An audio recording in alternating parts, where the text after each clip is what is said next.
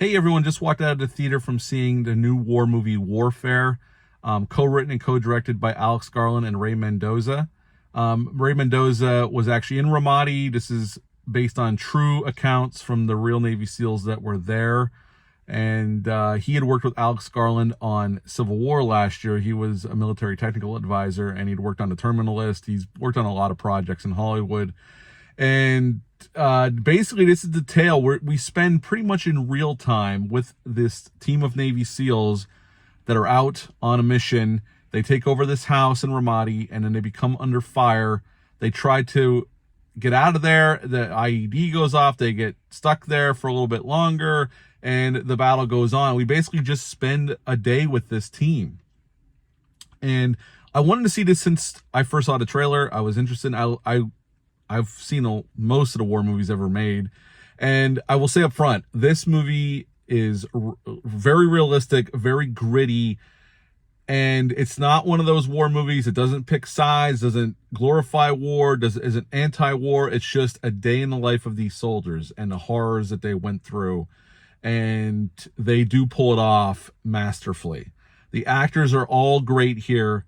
And the way they shoot it is it puts you right in the middle of this battle with this team. And when the IED went off, there's an IED that goes off at some point, and I actually jumped in my seat. And it's the first time in a while that I actually jumped during a film. There's no score to underline what's going on.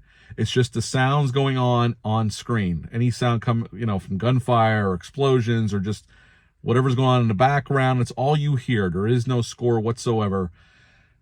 I really liked this movie a lot. Again, if you like war movies, but it depends on what kind of war movie you like. I like all kinds. This one's a more realistic, gritty take on a war movie. If you don't like those kinds, I don't know if you're going to dig this one.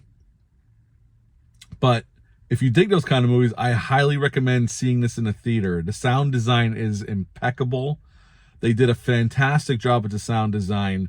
I was blown away by what they did with the sound design. It works so well, and they do such a good job of putting the audience on their edge of their seat and making you uncomfortable and putting you on pins and needles along with the soldiers on screen. I could almost feel their anxiety coming off the screen by the way they shot it, the way the sound design's done, everything going on. They did a really great job with that. And hats off to Alex Garland and Ray Mendoza and the actors for putting that on screen, considering they're playing real people. And this is coming from the memories of the people that were there on the ground and experienced all these things. So they really did a great job of just boiling it down to, in real time, this mission. Things go wrong, as in war, a lot of things do go wrong, unfortunately, and they have to figure a way out of there, fight their way out, and people get injured, people get killed, and they don't shy away. It's very graphic and in your face, and hats off to them. They made a great movie, and I would give Warfare a 9.5 out of 10. Although I will say, before I wrap this up, this is not, I saw it, I think it's a great movie, they did a great job, but this is not one of those films. It's not that kind of war film where I'd want to watch. This isn't a movie you're going to throw on a Saturday night to have fun with. This is not that type of film.